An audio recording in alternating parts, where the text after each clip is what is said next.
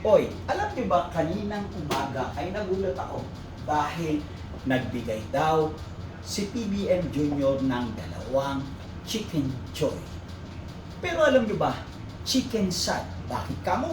Dahil ang bilyon-bilyong pera sa PhilHealth ay inilipat sa ibang ahensya. Ang kailangan ng mga pasyente ay tulong pera.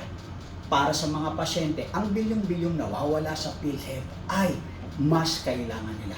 Ang nakalulungkot, nagpapabango si Presidente Marcos Jr. pero masangsang na ang kanyang amoy.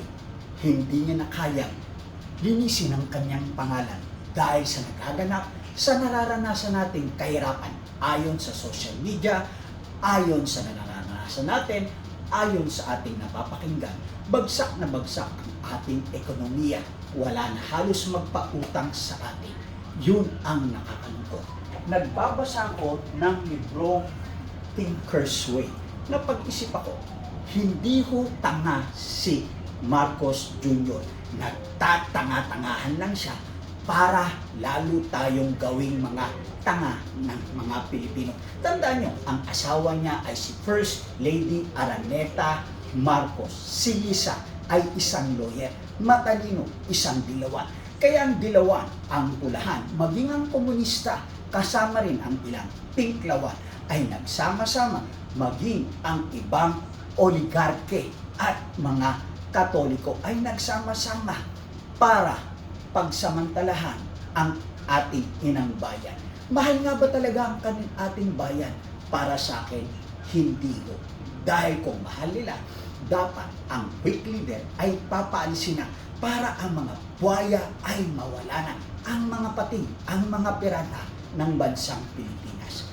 At pangalawa, tatandaan ho natin, si Marcos po, Sr. ay nawala, tinanggal ng mga Pilipino. Hindi kaya may galit sa puso ang Marcos na ito, ang Junior na ito, kaya wala na siyang pakialam sa ating mga Pilipino.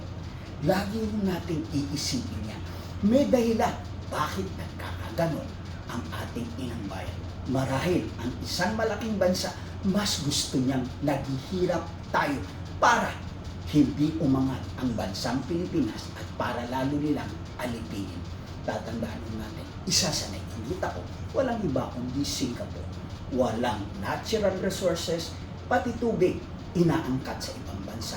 Pero mula sa third world country, naging first world country, ang kailangan natin ay isang pinunong gagabay sa atin ng maayos at merong iron hand na kailangan. Naniniwala pa rin ako, aangat ang Pilipinas katulad noon si Moises, pinadala ng Diyos sa Israel. Si Rizal, pinadala sa Pilipinas. At naniniwala, magkakaroon ng bagong Rizal, bagong Moises sa Pilipinas. Kung dati, tinatawag tayong Banana Republic, sad to say, ngayon, Banana Rotten Republic. Pag-isip-isip tayo, Juan de la Cruz. Dahil kung tama ang isip, tama ang silip.